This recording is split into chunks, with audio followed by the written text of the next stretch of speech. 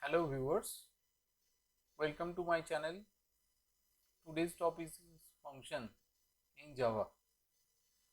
Various types of functions used in Java, how to use function in Java, we will discuss in this lesson.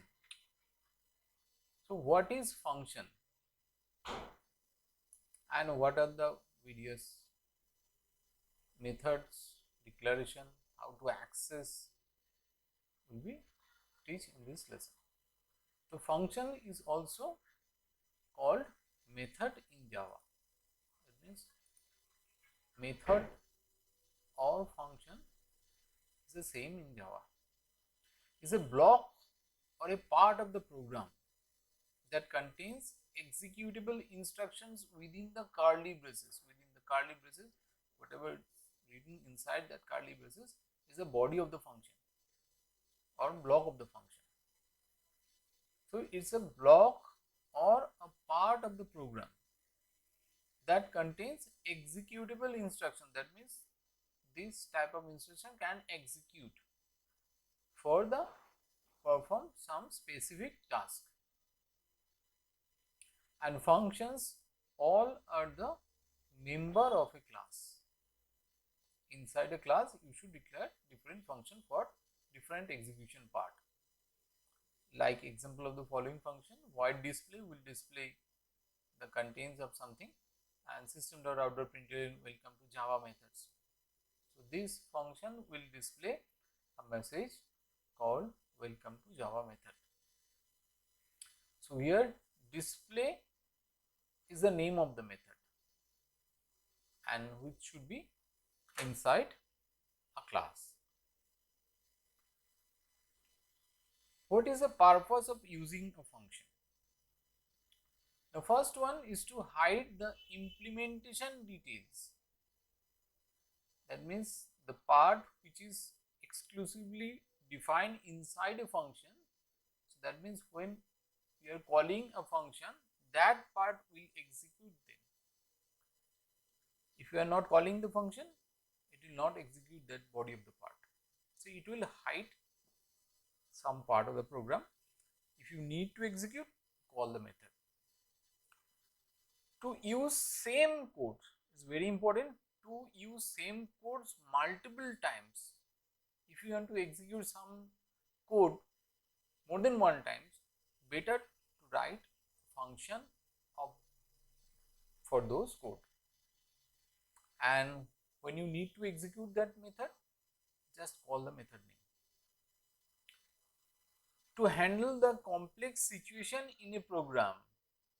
Complex situations means suppose there is a nested loop or anything that is the complex logic.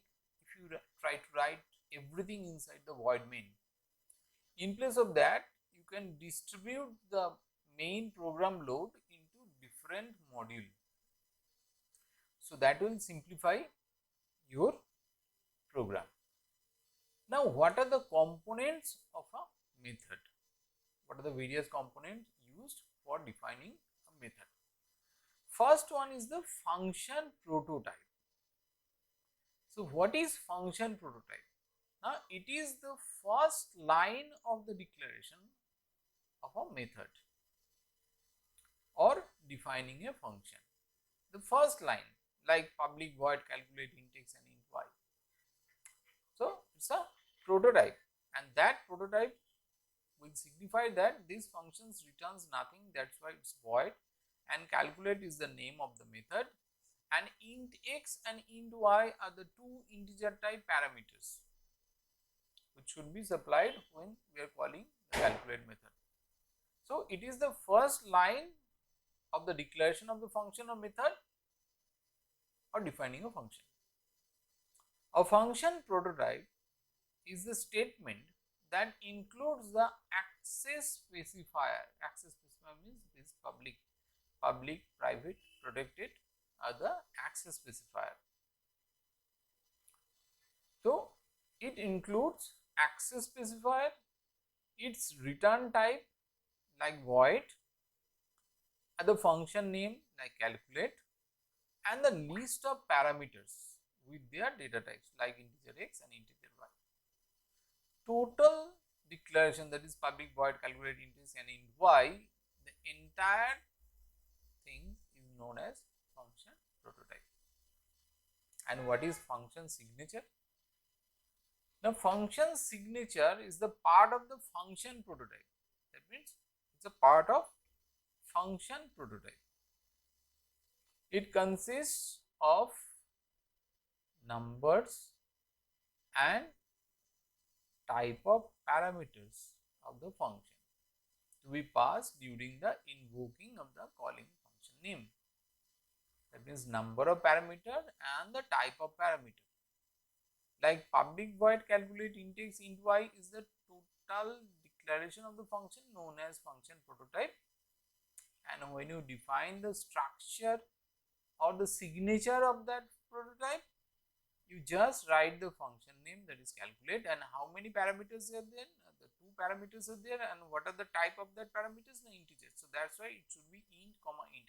No variable name, no return type, no access specifier, only the function name and the type of the parameters and number of parameters. It's a function signature. Next is the return type. Return type means, like the previous explanations, the void is the return type, that means it will returns nothing.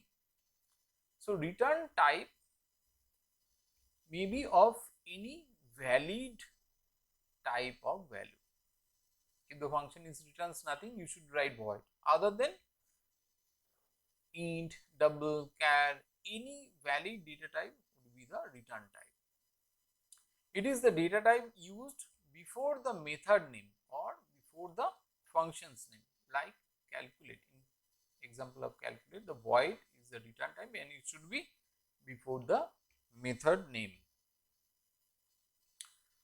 In the method header, which is to return to its caller, is to return to caller. That means from where you want to call that function, that return type will signify that this function is return this type of data into the caller method.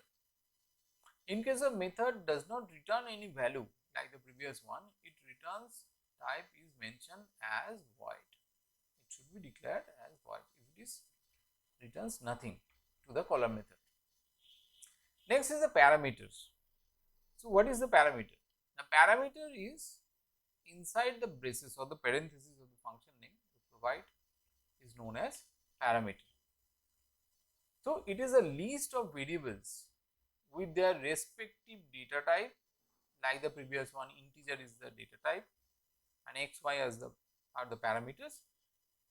Within the parentheses, that means within the first bracket, required by the function for internal computation passed during the method call. So during the method call, how many parameters and what should be the type of the parameter should be passed during the call of the function. And empty parameter list indicate that the method does not receive any value. Suppose you just write void calculate and open close bracket, that means there is no parameter. So an empty parameter list indicates that the method does not receive any value during the function call. And what is the method block? Method block means within the curly braces. The function body contains a set of statement for related operation with a pair of curly braces. That means within the curly braces, whatever the contains inside that curly braces is a method block. This block of statement is known as method block. Next is access specifier. Access specifier are used to declare the scope of the function. That means the life or the visibility of the function we can define using the access specifier. Private, public and protected are the 3 main access specifier used in the function declaration. If you declare the function as private, that means the function will be available only inside the class. You cannot access that method from outside of the class. And if you declare as public, that means those functions can be accessed within the class and as well as from the outside of the class. And protected access specifier used for defining a function when we are using inheritance. That protected method can be accessed from the inherited class. When no access specified is mentioned, by default Java accept that function as no modifier. Very careful, when we are just declared void calculate index into y, that is there is no access specifier defined, then the Java will define the default access specifier as no modifier, which can be accessed within its own package boundary. That means within the package you can access the no modifier method from any classes, but from the outside of the package, that means from the another package, you cannot access the no modifier method, but the public method can be accessed from anywhere in the program or anywhere in the package or from the different package, but no modifier method can be accessed from a same package boundary. If it is different package, then we cannot use no modifier. So there is small difference between the public and no modifier. These are not the equal. Access specifier private used to access the method within the class only. That means we cannot access the method from outside of the class. And public used to access the method from within the own class and as well as from the external classes also, and also we can access from the different package. An inheritance protected function can be accessed from the inherited class. Next in the component is the function name, that means the name of the function. That name of the function should be a single word. It is the name of the method used to identify during the method call. It cannot be a character keyword. Obviously, the function name should not be a keyword. It's a unique name, but that name should be a word. It must be starts with alphabet and it may contains digits. And what is header? It is the first line which contains the access specifier, return type, name of the method and list of parameters like public int, addition, index and int y is the header of any function. What are the feature of return statement in a function? A very important question. What are the feature of return statement in a function? It is used at the end of the method. That means after completing the entire execution code within the block of the method, the return statement should be the last statement. It only return a single value. Very important, it can return only single value. We can send multiple value as parameter, but we can return only a single value from a method. If the method returns nothing to the caller, in case of void, it will be represented by void keyword in the method prototype. Suppose you want to returns nothing to the caller function, then you should define method return type as void. No statement in the method can be executed after the return statement. That means after the return statement, no statement can be executed because return is the end of the method, end statement in a method body. A function may contain more than one return statement but can execute only once. Like example, if A greater than B, return A, else return B. That means you have multiple return statement, but it can execute only once. If A is greater than B, then it returns A. There is no return B will be executed. And if A is not greater than B, then return B will be executed. Return A is not executed. That means there is multiple return statement, but can execute only one. Once control exit from a method, it cannot reappear into the method block for further execution.